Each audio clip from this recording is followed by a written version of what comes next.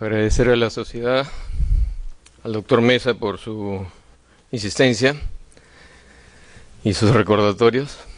Y bueno, estamos acá. Me tocó la peor hora, después de las 9 de la noche y con el partido de fútbol por empezar. Así que espero que se despierten, voy a hacerlo rápido. Este es un tema que puede ser aburrido, pero vamos a hacerlo ágil. Desde el título, rol de las infecciones en el óbito fetal, estuve pensando, buenos días, cómo enfocarlo. Y empezaremos diciendo que las infecciones en el embarazo transmisibles al feto son de diferentes categorías, ya lo mencionó el doctor Sixto. Tienen las enfermedades de transmisión sexual, que pueden ser bacterianas, virales, hongos, está la clamidia, treponema, ureaplasma, urealítico. Los virales, pues las hepatitis, los herpes, papilomavirus, el VIH, incluso la cándida. Pero también tenemos no venerias, las bacterianas como E. coli, estreptococos, listeria. Listeria últimamente está ocupando un lugar importante como causa de muerte súbita intraútero, fetal. Y es una de estas transmisibles al feto. Otras virales ya los mencionaron, el citomegalovirus, parvovirus B19, la rubiola, varicela, toxoplasma, ya se ha dicho varias veces. Bueno, estas son todas las infecciones que puede tener la embarazada y que se puede transmitir al feto. De repente faltan algunas. ¿Y cuáles son los mecanismos de infección para el feto o los productos de la gestación? Las vías de transmisión son la ascendente, de la vagina al cuello del útero, tienen la vía hematógena, por infección materna, vía sanguínea, llega a la placenta, atraviesa la placenta y llega al bebé. Por continuidad uterina, por ejemplo, una apendicitis o una infección abdominal, o una sepsis o un absceso abdominal puede traspasar por continuidad la pared del útero e infectar también al feto. Y tenemos una cuarta que debemos considerar, que es la iatrogénica, que el doctor Huertas tiene mucho cuidado de no producir cuando hace sus procedimientos. Pero ciertamente esto es una vía para provocar infecciones, partos prematuros y toda la cadena que vamos a ver. ¿Cuáles son los niveles potenciales de infección? Primero, vamos a tener un nivel cérvico-vaginal. Luego vamos a tener un nivel decidual, coriodecidual, la infección va ascendiendo, va avanzando. Luego vamos a tener un nivel de infección amniótico, una amnionitis o una infección de líquido amniótico. Y finalmente el grado más avanzado de infección sería la infección fetal.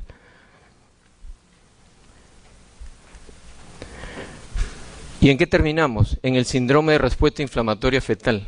El síndrome de respuesta inflamatoria fetal también se le puede conocer, lo pueden leer como el síndrome de respuesta inflamatoria sistémica fetal. ¿Qué es esto? Es una condición fetal caracterizada por reacción inflamatoria sistémica acompañada de alteraciones bioquímicas como la elevación de la interleuquina 6. Prácticamente esto define el síndrome. Y todas estas infecciones que ha mencionado el doctor Sixto pueden terminar produciendo un síndrome de reacción inflamatoria fetal. Todas, tanto las bacterianas, las virales, incluso los hongos. Se producen cambios de tipo respuesta inflamatoria en todos los órganos fetales. El bebé, como un adulto, va a reaccionar ante la noxa inflamatoria, ante la noxa infecciosa.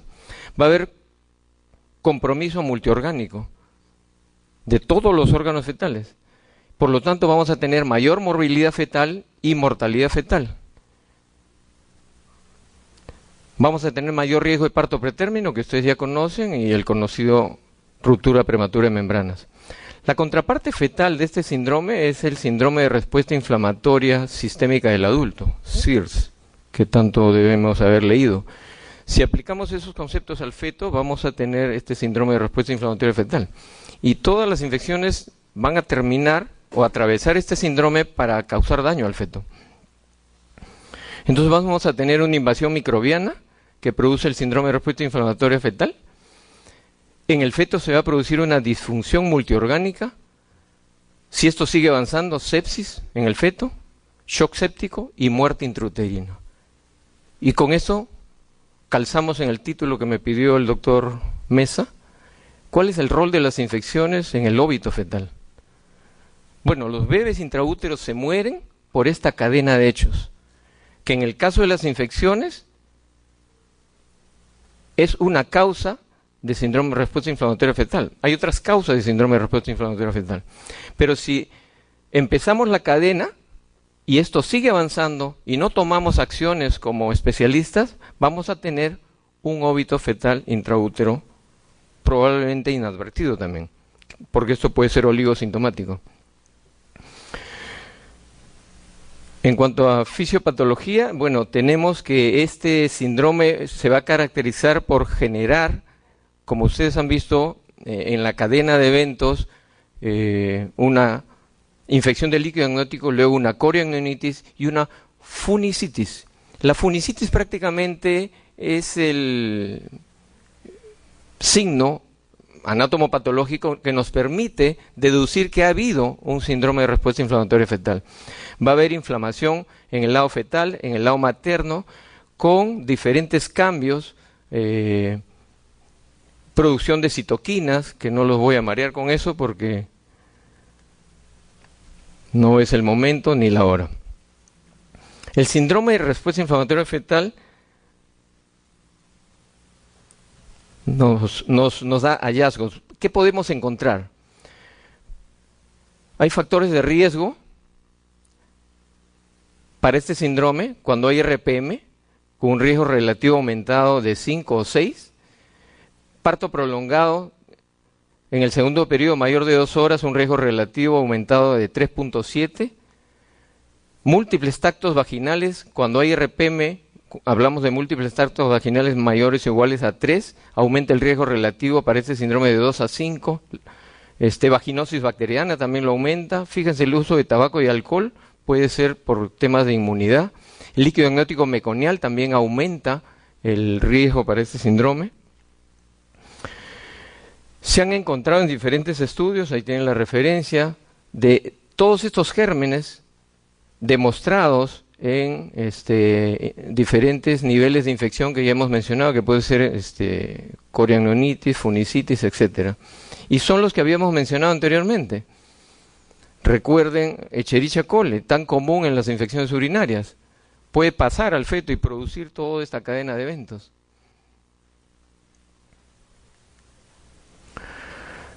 Lo que vamos a tener pues es una funicitis desde el punto de vista fetal y una coriamnionitis desde el punto de vista materno, con vasculitis e infecciones de todos los niveles.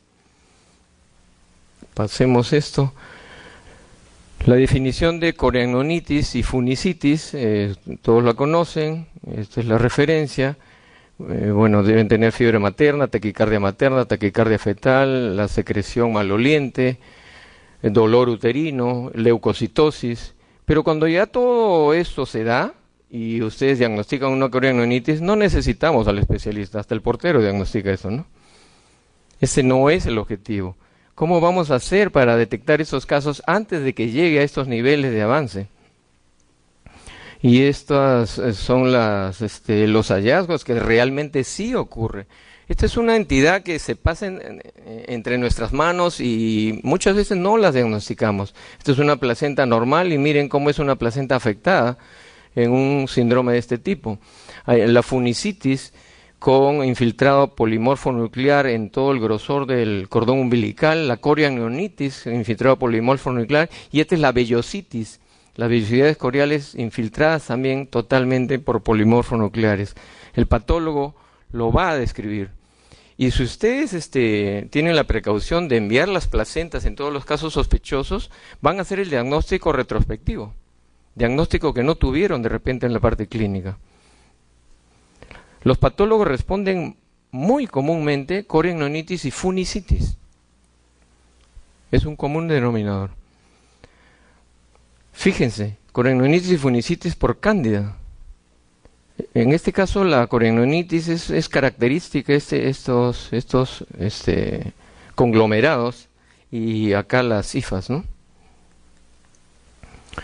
Y la cándida pues es una infección muy común en las mujeres embarazadas, ¿no?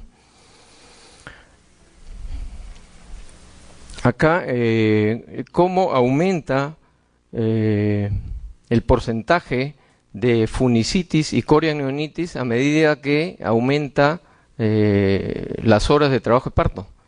O sea, cuanto más horas la paciente está expuesta al trabajo de parto o cuanto más horas de RPM tiene, más riesgo de hacer síndrome de respuesta inflamatoria fetal con compromiso de funicitis y coriamnionitis. La edad gestacional también es importante, se ve más esto en embarazos más precoces. Marcadores en el líquido amniótico para coriamnionitis, lo que ustedes ya conocen, pues la glucosa menor de 15 disminuida, la esterasa leucocitaria aumentada, los leucocitos aumentados y bueno, cultivo positivo y la interleuquina 6 aumentada.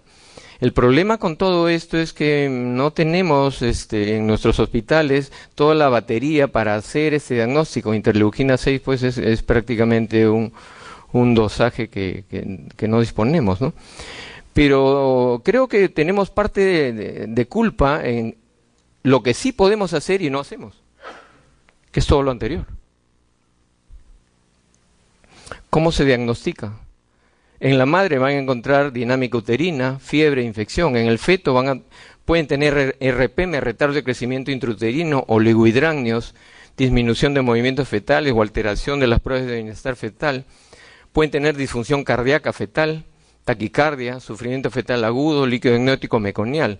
O sea, hay gran cantidad de signología, sintomatología que les puede hacer sospechar del síndrome de respuesta inflamatoria fetal. En el parto, se acabó la pila.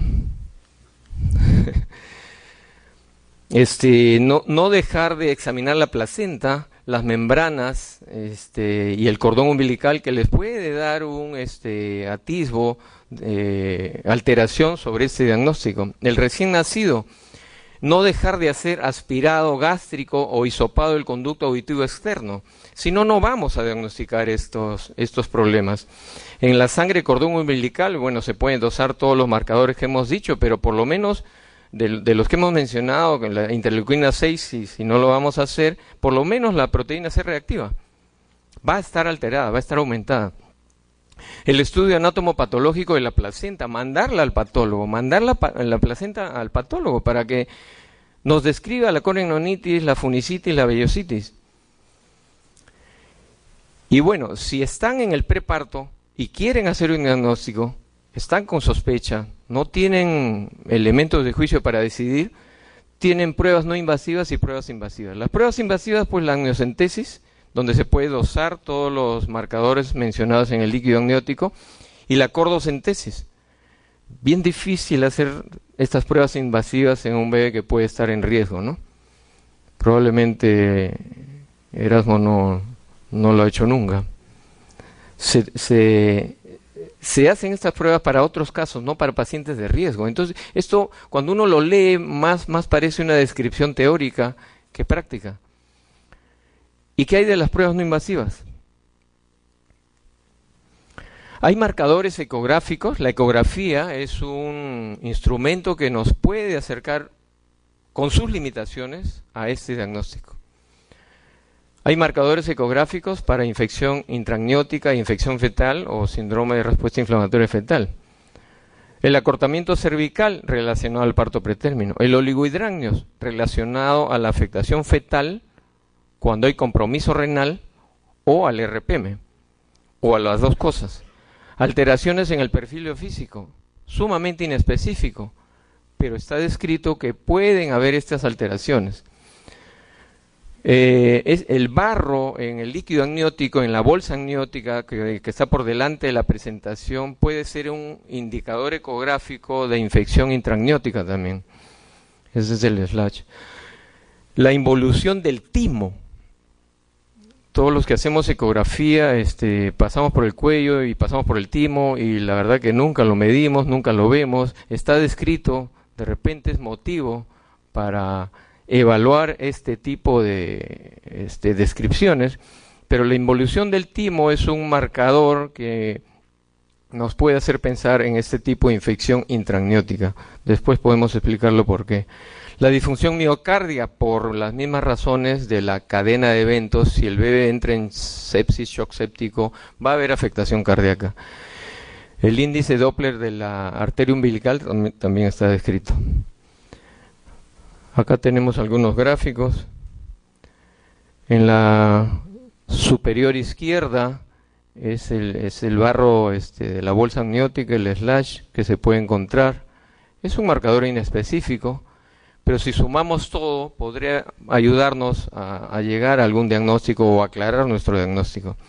La inferior izquierda es esa masa que está en líneas amarillas, ese es el timo, la verdad bien difícil de ver, habría que hacer algún trabajo sobre el tema, pero la disminución del diámetro del timo estaría relacionado con esta infección intraamniótica. ¿Por qué? Porque el timo es muy susceptible a la reacción inflamatoria fetal y la respuesta de linfocitos que salen de ese órgano. Entonces el timo disminuye de tamaño cuando hay este tipo de inflamación intraamniótica, ¿no?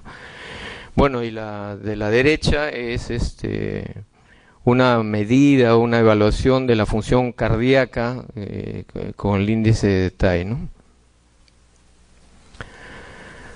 ¿Qué consecuencias nos da el síndrome de respuesta inflamatoria fetal?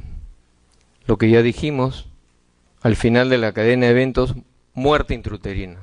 Esa es la relación entre infección materna y óbito fetal.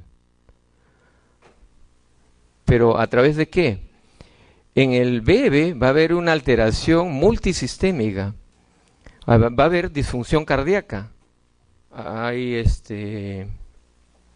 alteraciones en la función cardíaca por el proceso séptico, disfunción pulmonar con displasia broncopulmonar, disfunción cerebral. Cuando el corazón falla, hay hipoperfusión cerebral y puede hacer el bebé, el feto, leucoplasia, leucomalacia periventricular. Y este bebé luego va a hacer parálisis cerebral y secuelas serias, ¿no? Neonatales y infantiles. Hay disfunción renal por obvias razones, por hipoperfusión renal, hay oligoamnios, el timo ya dijimos, hay disfunción hematológica de todos los niveles, hay leucocitosis, hay anemia, hay alteraciones de la coagulación, incluso puede haber disfunción cutánea. La infección amniótica, del líquido amniótico, se describe que puede ser detectada por la piel del feto y la piel reacciona. Hay marcadores. ¿Cuánto tenemos? 5 minutos, 5. 5. Bueno, la clínica se deriva de todos estos hallazgos. Vamos a tener enterocolitis necrotizante en el intestino, displasia broncopulmonar en el pulmón, leucomalacia en el cerebro, y todos los daños que ya hemos descrito. A nivel materno vamos a tener parto pretérmino, RPM ya tan conocido, va a haber daño multisistémico y morbilidad neonatal severa. Esta morbilidad neonatal severa, hay una gran cantidad de órganos dañados que pasan por la sepsis neonatal y síndrome de distrés respiratorio, neumonía, displasia broncopulmonar, hemorragias intraventriculares, leucomalacia y parálisis cerebral. Y la muerte fetal como último evento y en relación a la ponencia que nos convoca. Por lo tanto, tenemos mayor riesgo de muerte fetal intraútero, mayor riesgo de morbilidad neonatal severa, mayor riesgo de secuelas infantiles graves, mortalidad neonatal y por lo tanto también mortalidad perinatal cuando sumamos las dos mortalidades, la neonatal y la fetal.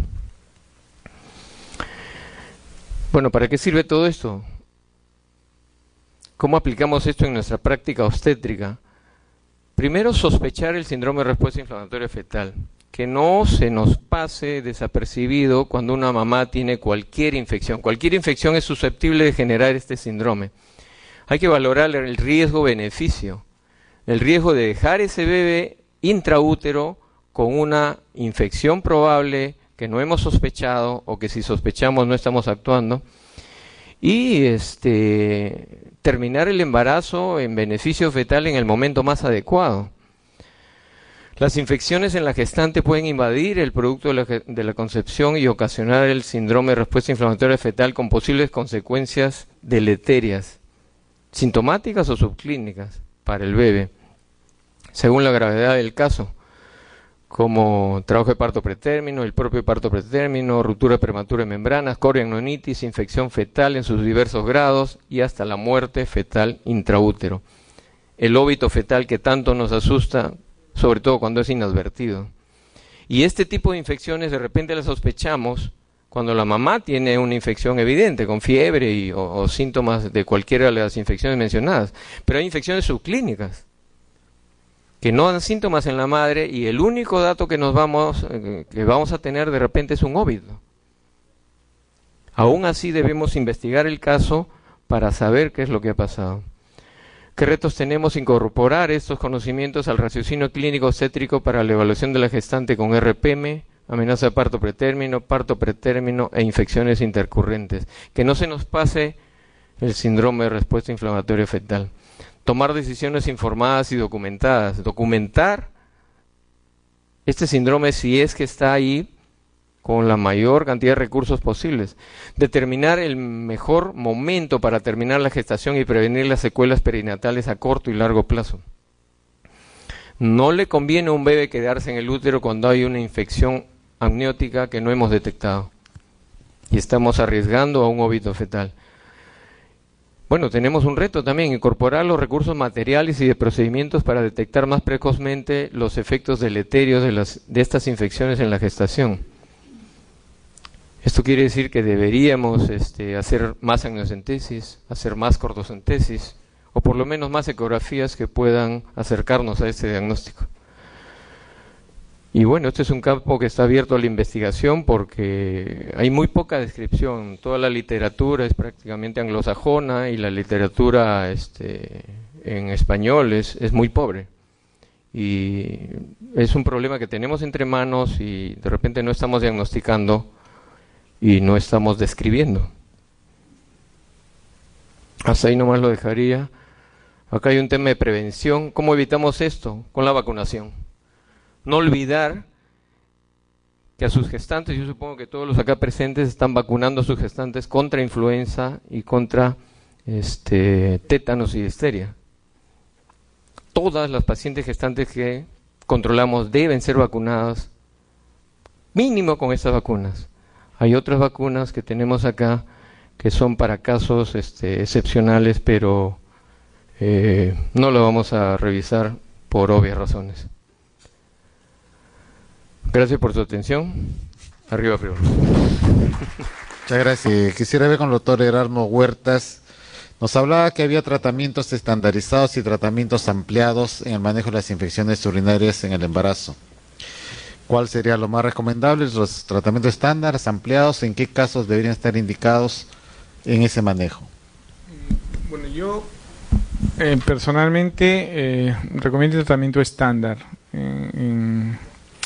Y podríamos ir a tratamientos ampliados viendo casos específicos en la paciente, ¿no? Pacientes de repente inmunosuprimidas, pacientes diabéticas, además de embarazadas, ¿no?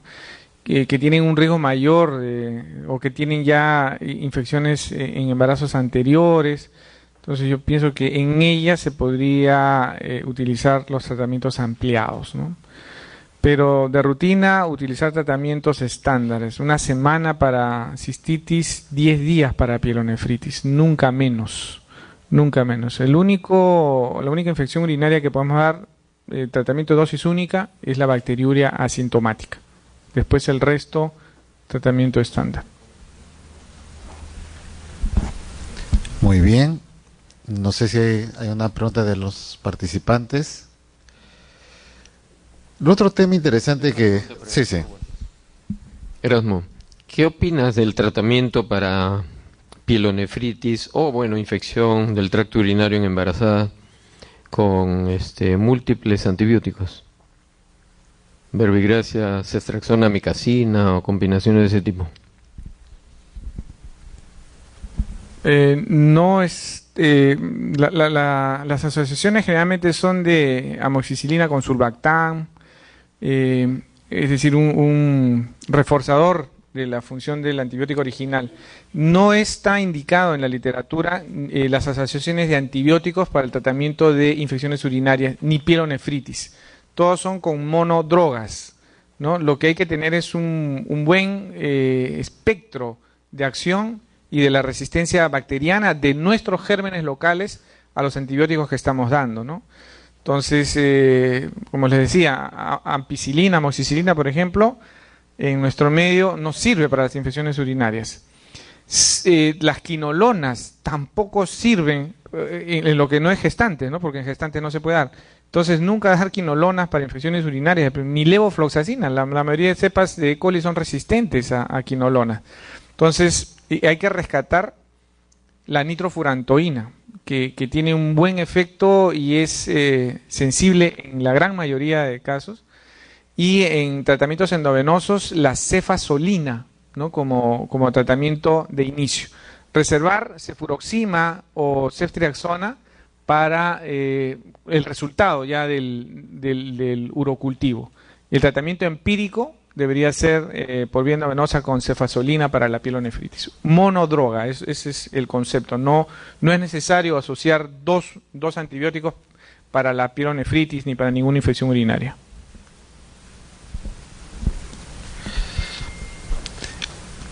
Acá en nuestro país no es frecuente pedir de rutina las pruebas del torcho. Quisiera un comentario del doctor Sisto Sánchez respecto a eso. Más bien en otros países sí lo toman de rutina a tomar a todos análisis para ver torcho.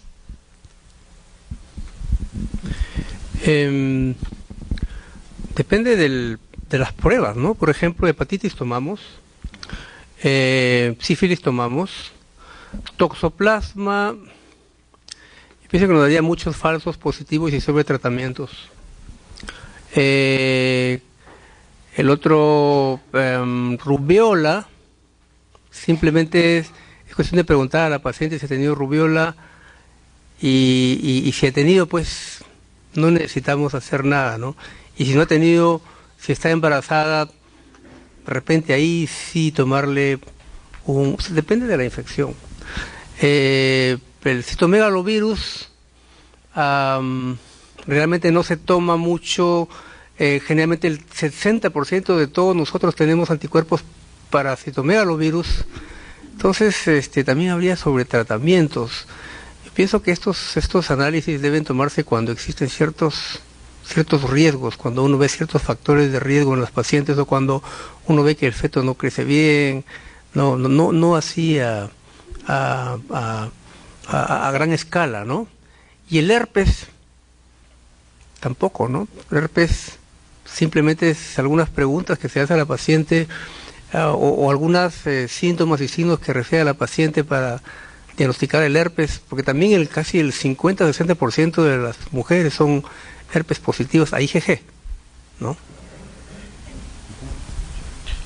Sí, Erasmo, a ver. Yo quería aprovechar la oportunidad que se está haciendo este simposio sobre infecciones en el embarazo para motivar aquí a estar presente el presidente de la Sociedad de Ginecobstetricia, que se adopten algunas políticas de Estado con respecto a la toxoplasmosis, ¿no?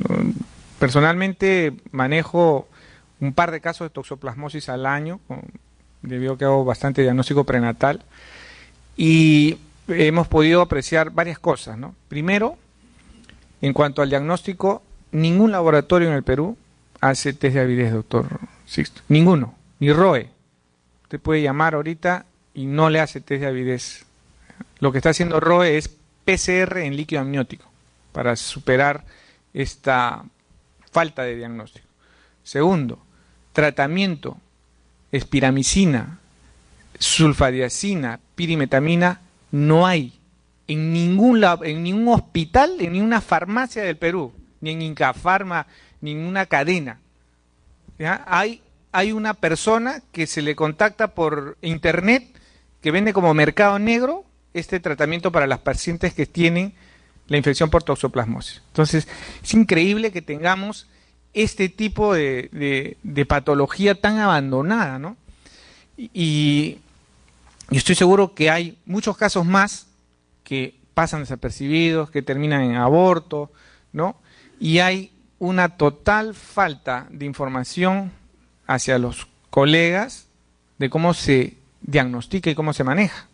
Entonces, hace poquito hemos tenido la ocasión de ver una paciente que venía referida de Piura. Yo la vi en su embarazo anterior, hace 3 años, tuvo toxoplasmosis, el feto nació con toxoplasmosis congénita y se murió a los 2 días de vida. Se vuelve a embarazar después de 3 años, en Tumbes, la ve un médico y le pide, en vez de IgG, que es el estándar para controlar a estas pacientes, le pide IgM. Entonces, la secuencia es, en mayo, IgM tenía 1.01, que era, hasta ese momento, podría ser casi negativo. En agosto, ya la IgM sube a 1.8, pero no hace nada el médico. Y en septiembre, la IgG sube a 2.8. Recién ahí viene, váyase a Lima, búsquelo al doctor Huertas, a ver que le hagan algo. Entonces, la paciente no sabía si recibir tratamiento, no conseguía el tratamiento. Entonces, no hay test de avidez, como les digo, le tuvimos que hacer una amniocentesis y el PCR. ¿Saben cuánto cuesta un PCR en ROE para toxoplasma? Más de 1.000 soles cuesta. ¿Ya? La paciente se lo tuvo que hacer y afortunadamente para ella salió negativo. Se programó su parto 2 semanas después de esto, 38 semanas, el bebé nació con buen peso, sin ningún estigma de toxoplasmosis, pero con un gran susto que se pegó, ¿no? ¿Por qué? Primero, porque como no es una patología frecuente, no saben el ginecólogo general cómo enfocar esta patología. Entonces, creo que la sociedad debería preocuparse por poner unas guías de cómo enfocar el diagnóstico y manejo de la toxoplasmosis, porque, como le digo, es relativamente frecuente y sobre todo en provincias en nuestro país. Y segundo, ¿no? Hacer gestiones ante el Ministerio de Salud para que en Digemit, por lo menos en la farmacia Digemit, haya estos medicamentos, espiramicina, pirimetamina, sulfadiazina, que se puedan adquirir y que no haya que recurrir a un mercado negro que vende los medicamentos al precio que quiere, porque saben que es la diferencia entre la vida y la muerte a veces de su producto, ¿no? Gracias, doctor Huerta. Sí, es un tema bastante delicado el hecho de no tener pruebas, como dice, de tecnología avanzada en nuestro país. Quisiera pedirle al doctor Juan Carlos Olivos, entonces, en el tema que le ha tocado a él de las infecciones respecto a los óbitos fetales, ¿cuál sería la guía o el protocolo a seguir cuando se tiene un óbito fetal? ¿Qué estudios tendrían que pedir a la madre y también en el feto, qué cosa, o ya no en el feto, en el recién nacido fallecido, en el óbito, qué pruebas harían para llegar más o menos a un diagnóstico? Bueno, si recordamos de repente en ese slide donde estaban todas los hallazgos, en primer lugar, hacer toda la batería de, por lo menos las pruebas que se dispongan de posibles infecciones, incluyendo el torch ampliado, según la definición. Eso en cuanto a la madre. En el parto, tener el cuidado de mandar a patología la placenta. 1. De hacer estudios microbiológicos de la placenta, o sea, cultivos del líquido amniótico y del feto. En el feto, el cultivo se hace de aspirado gástrico y del conducto auditivo externo, porque son las cavidades que más protegidas van a estar de la contaminación durante el parto. Dado que no hemos accedido a la cavidad amniótica durante el embarazo, a la hora del parto sí lo podemos hacer con esa metodología, ¿no? Tomar esas muestras para gran y cultivos. Si se puede antes del parto y tenemos el óbito, no sé, no está protocolizado, pero la amniocentesis puede ser una opción, ¿no? Es una opción de tomar una muestra sin contaminación del líquido y hacer los estudios correspondientes, tanto citoquímicos, gran cultivos, ¿no? Y la ecografía, bueno, ya lo mencioné, pero yo creo que con esa batería podemos llegar a un diagnóstico lo más cercano posible luego del óbito. Esa es una parte del problema del óbito. La otra parte es el problema emocional y social, ¿no? Tanto para la madre, la familia, porque la pérdida de un feto es como la muerte de un hijo, es lo mismo. Va a haber un duelo, va a haber una afectación y probablemente va a haber un conflicto médico-legal. Entonces vamos a tener que enfocar también el aspecto, digamos, ya no médico el asunto, sino prácticamente social, legal. Hay que tener mucho cuidado cuando manejamos estos pacientes porque generalmente lo que ha pasado es que hemos hecho un control prenatal, no hemos advertido el problema o a pesar de haberlo buscado, ha pasado de todas maneras inadvertido porque no es fácil diagnosticar estas infecciones. Y donde aparentemente todo estaba bien y cuando la paciente sale del consultorio y nos pregunta, ¿y todo está bien, doctor? Nosotros siempre respondemos, sí, todo está bien. Y de pronto, óbito fetal, muerte fetal intraútero. ¿Qué pasó? Todo el mundo se va a preguntar, pero si el doctor me dijo que estaba todo bien, ahí va a haber un problema. Entonces hay que hilar fino, tratar de explicar a la paciente muy bien las causas de una muerte fetal intraútero, donde hay causas inexplicadas y las infecciones son una de ellas, y hacer todo un protocolo de manejo del óbito para poder llegar, si se puede, al diagnóstico. Y darle la opción, la esperanza de que toda esa investigación va a servir para su próximo embarazo. Porque si encontramos alguna causa que se va a repetir, es el momento de cortar ese problema para que no se vuelva a dar esta situación en un siguiente embarazo. O sea, que no nos abandonemos sobre la situación. Y el último aspecto que hay que considerar es cómo van a nacer ese bebé, ¿no? La vía del parto, ¿no? Generalmente la vía vaginal, si hay condiciones de compatibilidad, y si no, tendrá que ser la cesárea, pero eso es un tema más largo, ¿no? Muy bien. Si hay alguna pregunta de entre los participantes, si no la tenemos, sí, doctor Yanque. En primer lugar, mis felicitaciones a la mesa. Es una mesa ágil, una primera línea, como debe ser el equipo peruano, de jóvenes y muy entusiastas. Solamente en la última parte, una magnífica pregunta, el protocolo, el manejo de eso. La última parte acaba de decir el doctor Olivos de que si es posible parto vaginal, si no cesárea. Ahí sí estoy completamente de acuerdo. En los más de 40 años que he estado en la maternidad de Lima, nunca personalmente he hecho cesárea con feto muerto. Es lo que explico mi edad. Nunca he hecho cesárea con feto muerto. He visto hacerla desde hace 20, 30 años. No sé ahora cómo está. Justamente por eso es que ahora en el Perú, eso digo así, ya no se hace forceps, ya no se hace, vacuum, etcétera, ¿no? En cambio, en otros países, está en una reunión, siguen haciendo forceps, pero tienen que tener un entrenamiento. Ahora, a los residentes ni siquiera les enseñan a poner un DIU. A los residentes, imagínense. Estamos, como muy bien ha dicho el doctor Erasmo, de que algunas cosas que tenemos que tomar en cuenta. La Sociedad de Ginecología Obstetricia está para eso.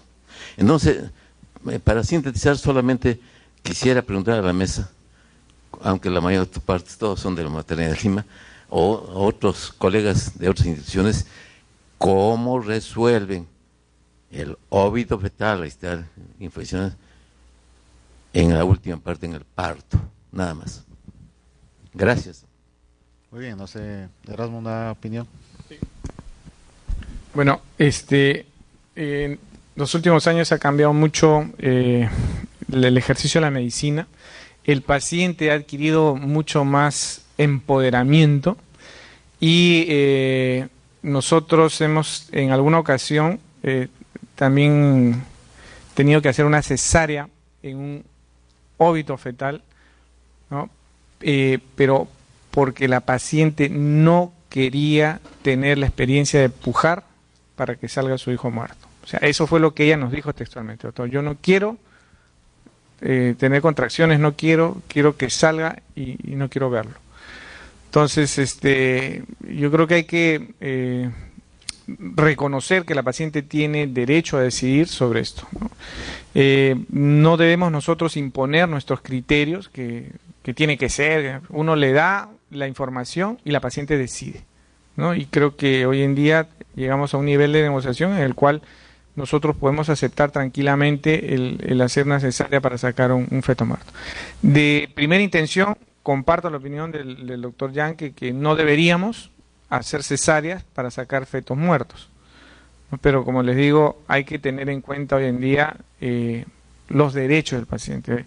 Hoy en día ha salido una legislación en salud que le da al paciente muchos derechos, ¿no? Y que nos pone a nosotros en situaciones de desventaja frente a procesos médicos legales. Entonces yo creo que hay que revisar eso también para ser un poco más permeables en esta toma de decisiones y hacerlo siempre en un terreno de acuerdo con la paciente. Muy bien.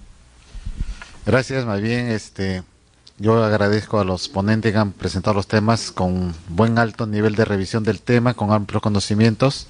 Les agradezco al doctor Huertas, al doctor Sixto y al doctor Juan Carlos las presentaciones, y creo que ha sido del agrado de todos los participantes en esta reunión.